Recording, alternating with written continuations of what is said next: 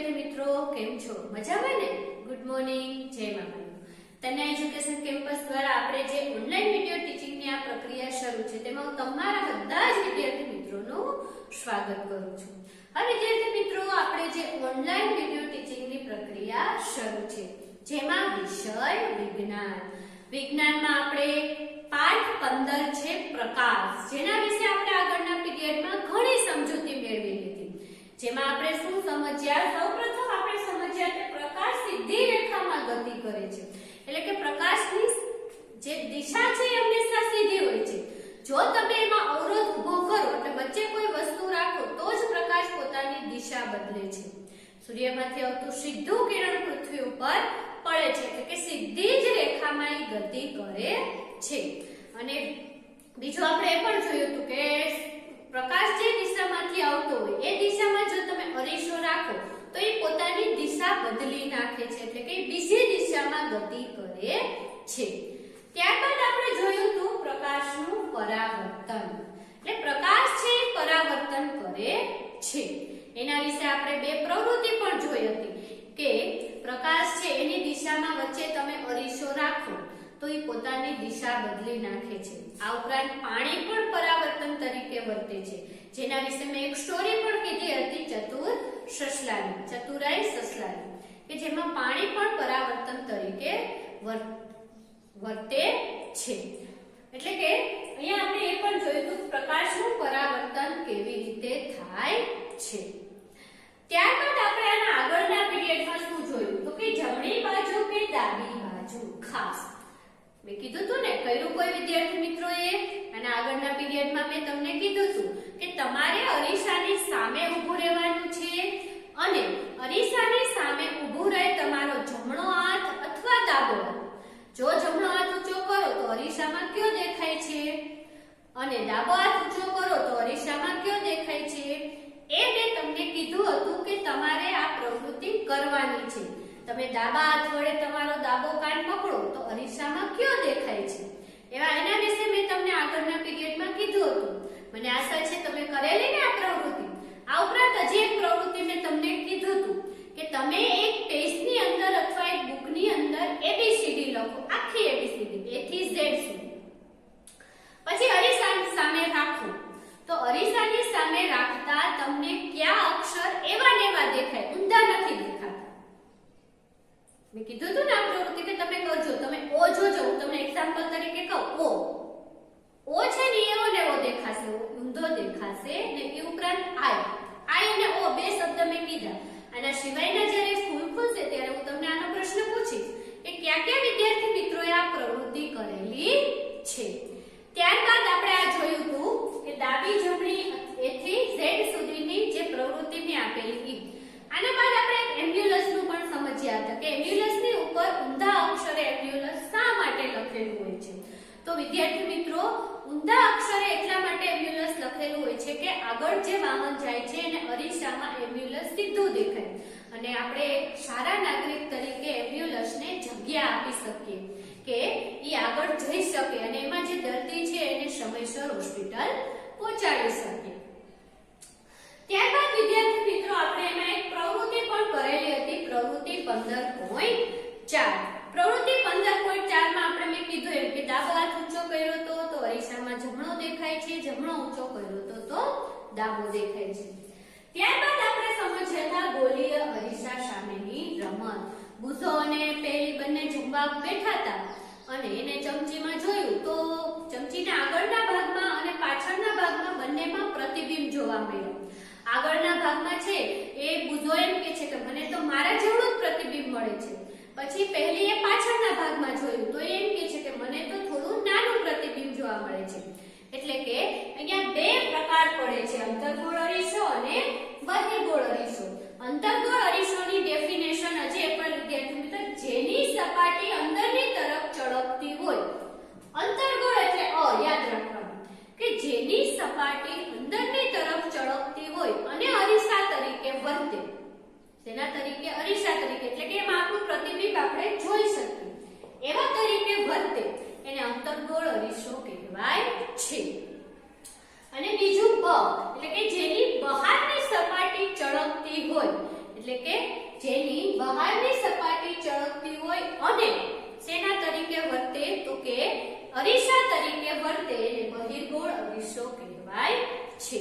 આપણે આટલું સમજ્યા હતા અને લાસ્ટમાં મેં એક ક્વેશ્ચન કર્યો હતો કે એવું બુકમાં આપણને એવો ક્વેશ્ચન કરે છે કે જો સમતલ અરીસો છે એનું પ્રતિબિંબ પડદા પર ઝીલી શકાતું નથી. એના વિશે આપણે માહિતી મેળવેલી હતી કે સમતલ અરીસાની સામે પ્રતિબિંબ એવડું ને એવડું દેખાય છે.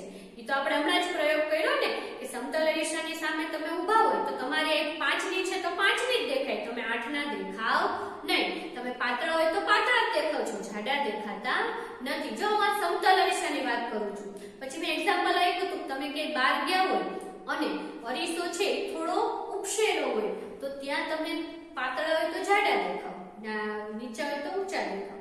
પણ અહીંયા મેં સમતલ અરીસા એટલે કે એકદમ સીધો અને લીસો અરીસાની વાત કરેલી છે. એટલે કે સમતલ અરીસામાં પ્રતિબિંબ હોય એવું જ દેખાય છે અને એનું પ્રતિબિંબ પડદા પર ઝીલી શકાતું નથી.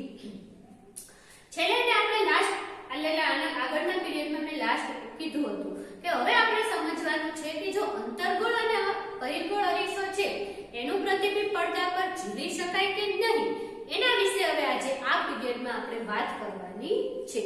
એના માટે આપણે જોઈએ પ્રવૃત્તિ 15.6. તમારી ટેક્સ્ટબુકમાં પેજ નંબર 180.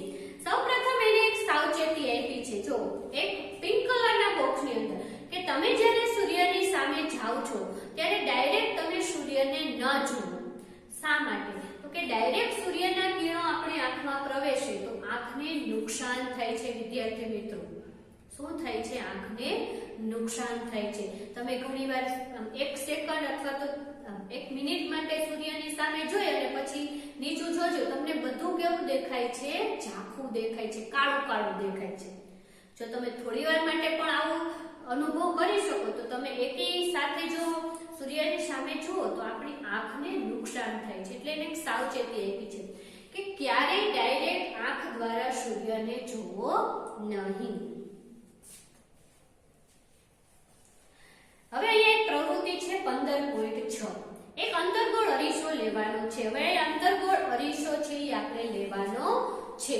બજારની અંદર મળે છે અંતર્ગોળ અને બહિર્ગોળ અરીસા. એમાં આપણે અંતર્ગોળ અરીસો લેવાનો છે. તેને સૂર્યની સામે ધરો અને તેને કાગળના ટુકડા પર પ્રતિબિંબ મેળવવાનો પ્રયત્ન કરો. કાગળ અને અરીસા વચ્ચેનું અંતર તે બંનેને આગળ પાછળ કરીને એવી રીતે ગોઠવો કે જેથી કાગળ પર સૂર્યનું તેજસ્વી અને સ્પષ્ટ પ્રતિબિંબ મળે. હવે અરીસા તથા કાગળને થોડીક વાર મિનિટ એમનેમ પકડી રાખો. કાગળ ઉપર શું થાય છે? હવે વિદ્યાર્થી મિત્રો, તમે કેસ ધોરણ 6 ની અંદર આ પ્રયોગ કરેલો, અહીંયા ત્યાં કાગળની બદલે રૂ રાખેલું હોય અને બિલોરી કાચ વડે આપણે રૂને સળગાવ્યું હોય છે. તમારે શું કરવાનું? ધોરણ 6 ની અંદર હતું, બિલોરી કાચને સૂર્યની સામે રાખી એની બીજી બાજુ શું રાખવાનું? રૂ. કારણ કે બિલોરી કાચ પ્રકાશનું પરાવર્તન કરી શકે એટલે કે એમાંથી પ્રકાશ પસાર થઈ શકે. તમે 5 મિનિટ સૂર્યનું સીધું પ્રકાશ બિલોરી કાચ ઉપર અને બિલોરી કાચ ઉપરથી રૂ ઉપર પડે એટલે રૂ સળગવા લાગે. અહીંયા એને સેમ ઈ જ પ્રયોગ કર્યો, પણ અહીંયા એને અંતર્ગોળ અરીસો વાપર્યો. અંતર્ગોળ અરીસાને સૂર્યની કિરણ જે પડતું હોય ત્યાં અને એની બીજી બાજુ કાગળ રાખવાનું. કાગળને 5 થી 6 મિનિટ રાખો તો એ તમને પ્રશ્ન પૂછ્યો, શું કાગળ સળગવા લાગે છે? તો કે હા, કારણ કે સૂર્ય આપણને પ્રકાશ અને ઉષ્મા બંને આપે છે અને ઉષ્માની ગરમીને લીધે કાગળ સળગવા લાગે છે. કાગળ પરનું આ તેજસ્વી ટપકું સૂર્યનું પ્રતિબિંબ છે. અહીં એ નોંધ લો કે પ્રતિબિંબ છે પડદા પર મળે છે, પડદા પર રચાયેલા પ્રતિબિંબ છે વાસ્તવિક પ્રતિબિંબ છે. પ્રવૃત્તિ 15.2 યાદ કરો કે સમતલ અરીસા વડે મળતા પ્રતિબિંબ પડદા પર ઝીલી શકાતા નથી. આથી આવા પ્રતિબિંબને આભાસી પ્રતિબિંબ કહે છે. ખાસ આ શબ્દ યાદ રાખો, વિકલ્પ પ્રશ્ન જવાબ છે. સમતલ અરીસા ઉપર પ્રતિબિંબ મેળવી શકાતું નથી, તેથી તેને આભાસી પ્રતિબિંબ કહેવાય. કેવું કહેવાય? આભાસી. જ્યારે અહીંયા તમે જોઈ શકો છો કે અંતર્ગોળ અરીસાનું પ્રતિબિંબ આપણે કાગળ ઉપર ઝીલું એટલે કે આપણે કાગળ ઉપર ઝીલી શકીએ છીએ, જેને વાસ્તવિક પ્રતિબિંબ કહેવાય. એટલે ટૂંકમાં અહીંયા તમે કહી શકો કે જે પ્રતિબિંબને તમે પડદા પર ઝીલી શકો એને વાસ્તવિક કહેવાય, જેને પડદા ઉપર ન ઝીલી શકો એ આભાસી કહેવાય. એટલે અંતર્ગળ છે એ આ વાસ્તવિક છે, જ્યારે સમતલ અરીસાનું પ્રતિબિંબ છે એ પડદા પર ઝીલી શકાતું નથી. અને જેને ન ઝીલી શકાય એને આભાસી પ્રતિબિંબ કહેવાય. રહી ગયું યાદ? તમારે આટલું જ યાદ રાખવાનું છે કે જેને પડદા પર ઝીલી શકો એ વાસ્તવિક પ્રતિબિંબ, જેને પડદા પર ન ઝીલી શકાય તો કે જે પ્રકાશને પડદા ઉપર ન ઝીલી શકાય એને આભાસી પ્રતિબિંબ કહેવાય છે. ચાલો આપણે અંતર્ગોળ અરીસા વડે પડદા પર મીણબત્તીની જ્યોતનું પ્રતિબિંબ મેળવવાનો પ્રયત્ન કરીએ.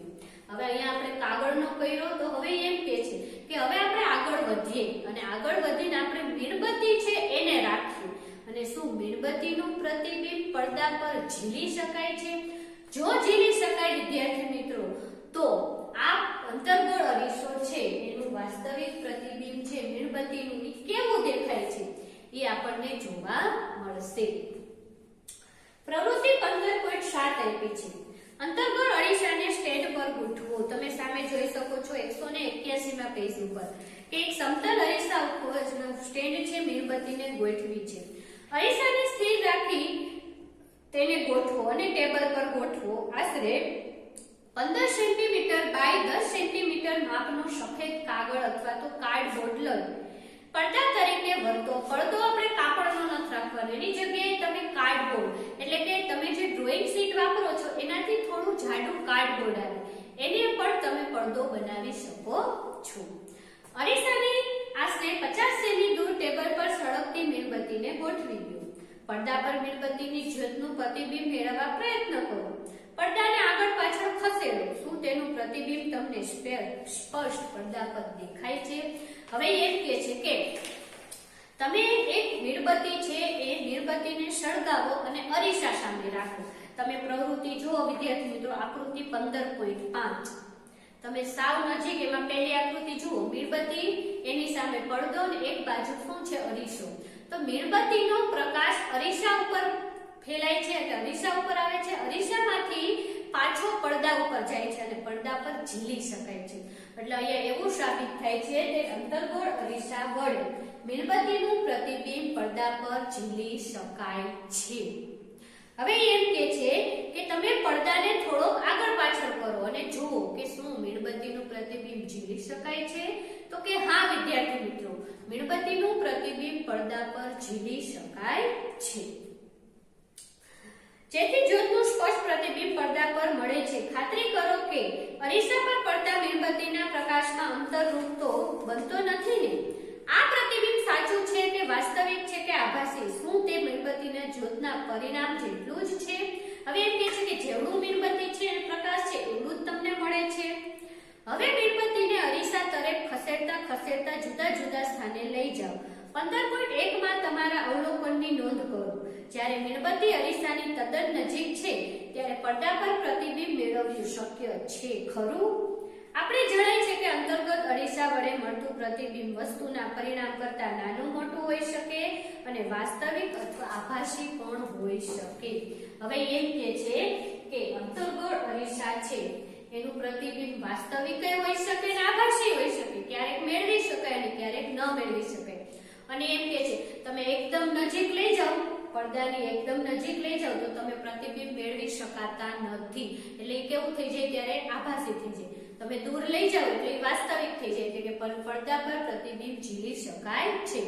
અને વસ્તુ કરતા ક્યારેક નાનું અને ક્યારેક મોટું પણ હોઈ શકે. જો તમે પ્રતિબિંબ જુઓ પાછળ બે, એકમાં છે જ્યોત નાની દેખાય છે, એકમાં જ્યોત મોટી દેખાય છે.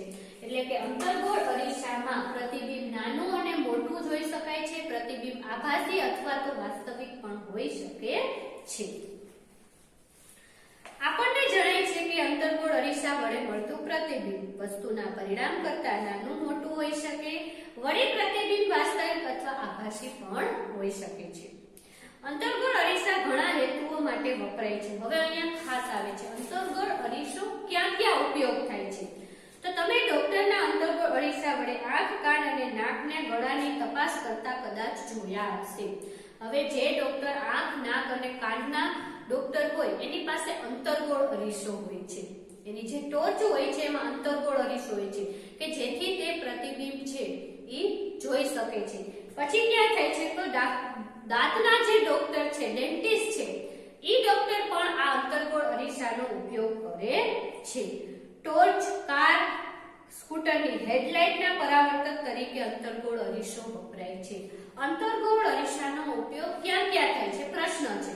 તો આંખ, કાન, નાકના ડોક્ટર, દાંતના ડોક્ટર, પછી વાહનોની હેડલાઇટ એટલે આગળની જે લાઇટ છે ને હેડલાઇટ એનો જે અરીસો છે ને એમાં પણ અંતર્ગોળ અરીસો વપરાય છે. આ ઉપરાંત ટોર્ચમાં પણ અંતર્ગોળ અરીસો વપરાય છે. તો યાદ રહી ગયું વિદ્યાર્થી મિત્રો કે કઈ કઈ જગ્યાએ અંતર્ગોળ અરીસો વપરાય છે. ત્યારબાદ આપણે જોઈએ પાછળ. બુઝોએ તેની નવી સાયકલની ઘંટડીની ચળકતી સપાટી ઉપર પોતાનું પ્રતિબિંબ જોયું. તેને ચતું અને નાનું પ્રતિબિંબ જણાયું અને નવાઈ લાગી. શું સાયકલની ઘંટડી પણ ગોલીય અરીસા તરીકે વર્તે? તો કે હા. જેટલી પણ સ્ટીલની વસ્તુઓ છે કે જેટલી પણ ચળકતી વસ્તુમાં જો તમે તમારું પ્રતિબિંબ મેળવી શકો તો એ બધા ગોલીય આકારના એટલે કે ગોલીય અરીસા તરીકે વર્તે છે. ત્યારબાદ છે પ્રવૃત્તિ 15.8. પ્રવૃત્તિ 15.7 માં અંતર્ગોળ અરીસો લીધો. હવે આપણે એની જગ્યાએ બહિર્ગોળ આના પ્રયોગ કરવાનો છે. 15.7 માં કર્યો એ જ 15.8 માં પણ શું ચેન્જ કરવાનું? ઓન્લી ફોર અરીસો અંતર્ગોળ અરીસાની જગ્યાએ બહિર્ગોળ અરીસો લેવાનો છે. બાકી બધું સ્ટેન્ડ, પડદો બધું સરખું જ રાખવાનું છે. તમારા અવલોકનને કોષ્ટક 15.1 માં જેવા કોષ્ટકમાં નોંધો. બહિર્ગોળ અરીસા વડે વસ્તુના કોઈપણ અંતર માટે તમે વાસ્તવિક પ્રતિબિંબ શું મેળવી શક્યા? વસ્તુના પરિણામ છે એના જેવડું હતું કે નાનું મોટું એવા પ્રશ્ન તમને કરે છે. હવે એ કહે છે કે શું બહિર્ગોળ અરીસો છે એ પ્રતિબિંબ મેળવી શકે છે? તો કે હા વિદ્યાર્થી મિત્રો, બહિર્ગોળ અરીસા વડે વાસ્તવિક પ્રતિબિંબ મેળવી શકાય છે. ત્યારબાદ એને એવું કીધું કે એનો ઉપયોગ સ્કૂટરના સાઇડ મિરર તરીકે તમે એને ઓળખી શકો છો. હવે કાર છે, બાઇક છે, એમાં જે સાઇડમાં આપણે પાછળથી જોઈ શકીએ છીએ એમાં બહિર્ગોળ અરીસો વપરાય છે. મોટા પરિમાણમાં ફેલાયેલી વિસ્તૃત વસ્તુનું પ્રતિબિંબ બહિર્ગોળ અરીસાઓ આપી શકે છે. આથી જ વાહન ચાલકને પાછળનો ટ્રાફિક જોવામાં તે મદદ થાય છે. હવે એમ કે છે બહિર્ગોળ અરીસાનો ઉપયોગ સાઇડ ગ્લાસમાં થાય છે, વાહનોના સાઇડ ગ્લાસમાં, જેથી પાછળથી જેટલી પણ વાહનો આવે છે એ વાહનોને વિસ્તૃત જોવા માટે એટલે કે ઝાઝા જોવા માટે આપણે એનો ઉપયોગ કરી શકીએ છીએ. ત્યારબાદ છે લેન્સ વડે રચાતા પ્રતિબિંબ. હવે આપણે બે અરીસા વડે જોયું, અંતર્ગોળ અરીસો, બહિર્ગોળ. હવે જોવાનું છે લેન્સ. લેન્સ પણ બે પ્રકારના હોય છે, અંતર્ગોળ લેન્સ અને બહિર્ગોળ લેન્સ, જેના વિશે વધુ માહિતી આપણે આગળના પીરિયડમાં જોશું. આજના પીરિયડમાં આપણે કેટલું જોયું વિદ્યાર્થી મિત્રો? તો કે આપણે આના વિશે તો જાણી જ લીધું હતું કે અંતર્ગોળ અરીસો કોને કહેવાય, બહિર્ગોળ. તો કે જેની અંદરની સપાટી ચળકતી હોય એને અંતર્ગોળ અરીસો, જેની બહારની સપાટી ચળકતી અને જેના લીધે તો કે પ્રકાશ તરીકે વર્તે એને બહિર્ગોળ અરીસો કહે છે. આજના પીરિયડમાં આપણે જોયું હતું પ્રવૃત્તિ 15.6. પ્રવૃત્તિ 15.6 માં આપણે વિદ્યાર્થી જો શું જોયું હતું કે તમે એક અંતર્ગોળ અરીસો છે એને કાગળ નીચે સૂર્યનો સીધો પ્રકાશ આવે અને જો એ કાગળ છે થોડી વારમાં સળગવા લાગે છે. અને આ ઉપરાંત આપણે એક બીજો પ્રયોગ પણ કર્યો હતો કે અંતર્ગોળ અરીસાની સામે મીણબત્તીને રાખી અને તમે એનું પ્રતિબિંબ પડદા પર ઝીલી શકો છો. આપણે બે જોયું હતું, વાસ્તવિક પ્રતિબિંબ અને આભાસી પ્રતિબિંબ.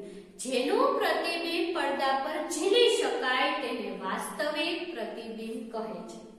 જેનું પ્રતિબિંબ પડદા પર ન ઝીલી શકાય એને આભાસી કહેવાય. સમતલ અરીસા છે એ આભાસી છે, જ્યારે અંતર્ગોળ અને બહિર્ગોળ વાસ્તવિક છે. અંતર્ગોળ ક્યારેક આભાસી બની જાય, ક્યારેક વાસ્તવિક. તમે સાવ પાસે મીણબત્તી લઈ જાવ તો એ પ્રતિબિંબ ન બતાવે એટલે એ આભાસી થાય છે. તો એનો પણ આપણે પ્રયોગ જોયો કે પ્રતિબિંબ વાસ્તવિક અને કેવું તો કે આભાસી. ત્યારબાદ આપણે જોયું અંતર્ગોળ અરીસાનો ઉપયોગ. હજી એકવાર કહું છું, આંખ, કાન, નાકના ડોક્ટરો, આ ઉપરાંત દાંતના ડોક્ટરો પણ એનો ઉપયોગ કરે છે અને વાહનોની હેડલાઇટ આગળની જે લાઇટ છે એમાં પણ આપણે એનો ઉપયોગ કરીએ છીએ. ત્યારબાદ આપણે જોઈએ કે પ્રવૃત્તિ 15.8 એમાં પણ બહિર્ગોળ અરીસાનો ઉપયોગ કર્યો. તો તો કે બહિર્ગોળ અરીસા વડે પ્રતિબિંબ હંમેશા વાસ્તવિક જ હોય છે. એનું પ્રતિબિંબ તમે પડદા પર ઝીલી શકો છો. એનો પણ આપણે પ્રયોગ કર્યો. અને બહિર્ગોળ અરીસાનો ઉપયોગ ક્યાં થાય? તો કે બહિર્ગોળ અરીસાનો ઉપયોગ વાહનોની સાઇડ ગ્લાસમાં, હેડલાઇટમાં અંતર્ગોળ, આગળમાં તમે એટલું યાદ રાખજો, નો યાદ રહે ને વિદ્યાર્થી મિત્રો તો કે વાહનોની આગળની જે લાઇટ હોય ને હેડલાઇટ કહેવાય. આગળની લાઇટ એટલે કે હેડલાઇટમાં અંતર્ગોળ અને બાજુઓની બંને બાજુઓ જે કાચ હોય છે એમાં કઈ વપરાય છે? તો કે બહિર્ગોળ અરીસો વપરાય છે.